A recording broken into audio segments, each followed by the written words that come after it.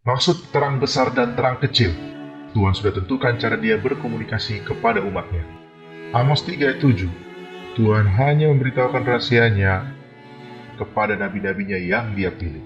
Karena Israel lama dijajah Mesir dan lupa akan Tuhan, Tuhan mengutus Musa untuk menjadi nabi bagi Israel, dan Musa terbukti sebagai utusan Tuhan melalui kuasa Tuhan.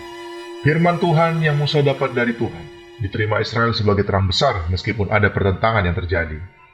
Tapi apakah setelah Musa meninggal bangsa Israel semakin setia? Tidak, Tuhan utus kembali nabi yang lain untuk ingatkan umatnya. Yesaya, Yeremia, Yehezkel, dan nabi-nabi lain pasca Musa ini tidak langsung diterima begitu saja, tetapi mendapat penolakan dan skeptis. Silakan lihat di berikut ini. Setiap kesaksian yang diberikan nabi-nabi ini, yang merupakan terang kecil pada zaman itu, harus diuji dulu oleh terang besar yang sudah diterima Israel sebelumnya, yaitu tulisan-tulisan Musa. Meskipun nabi-nabi Tuhan ini harus menghadapi resiko dibunuh oleh umat Tuhan agar suara Tuhan itu sampai kepada umat-umatnya, akhirnya tulisan-tulisan mereka diterima oleh Israel dan menjadi bagian dari terang besar, yaitu tulisan-tulisan Musa.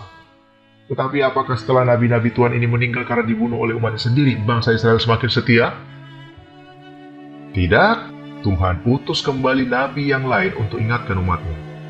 Bahkan di perjanjian baru, kesaksian Paulus dan para rasul-rasul Kristus yang adalah terang kecil pada zaman itu yang diutus Tuhan pun tidak langsung diterima oleh umat Tuhan, tetapi mengalami penolakan yang sama dan harus diuji dulu dengan terang besar yang sudah ada dan diterima umatnya. Terulang lagi, mereka pun dibunuh dan mereka memeteraikan kesaksian mereka akan Kristus.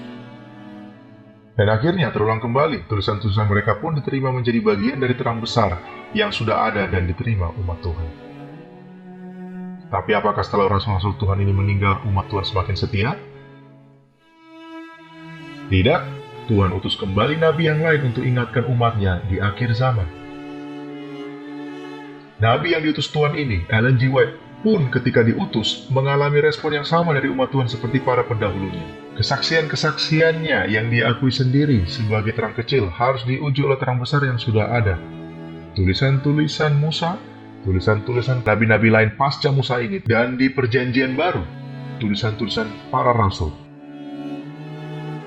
Alkitab dan Roh Nubuat memiliki pengarang yang sama. Roh Kudus adalah pengarang Alkitab dan Roh Nubuat. Hal ini tidak boleh diputarbalikkan dan diubah menjadi seperti apa yang manusia inginkan, yaitu melaksanakan ide dan sentimen manusia untuk meneruskan skema manusia di semua bahaya. Jika manusia mematuhi hukum Tuhan, seperti yang diberikan kepada Adam setelah kejatuhannya, yang dituruti dalam Batra oleh Nuh, dan dipatuhi oleh Abraham, tidak akan ada keharusan untuk tata cara sunat. Dan jika keturunan Abraham telah memelihara perjanjian itu, yaitu sunat yang merupakan tanda atau janji, mereka tidak akan pernah pergi kepada penyembahan berhala atau menderita untuk turun ke Mesir. Dan tidak akan ada keharusan Tuhan menyatakan hukumnya dari Sinai, dan mengukirnya di atas dua loh batu, dan menjaganya dengan petunjuk-petunjuk yang pasti dalam ketetapan dan peraturan yang diberikan kepada Musa.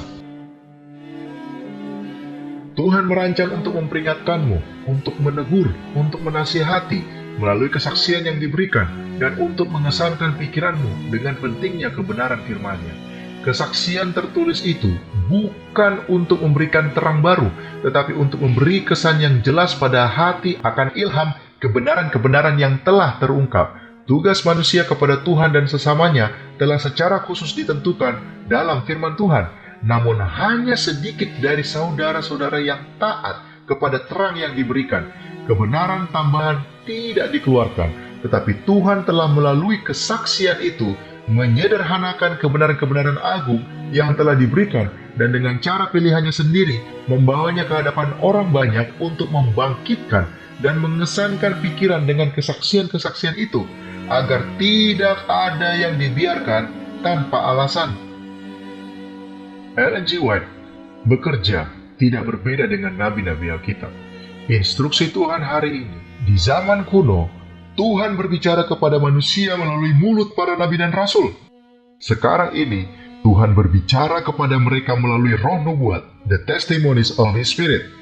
Tidak pernah ada masa ketika Tuhan menginstruksikan umatnya dengan lebih sungguh-sungguh daripada Dia menginstruksikan umatnya di masa kini tentang kehendaknya dan jalan yang Tuhan ingin mereka tempuh.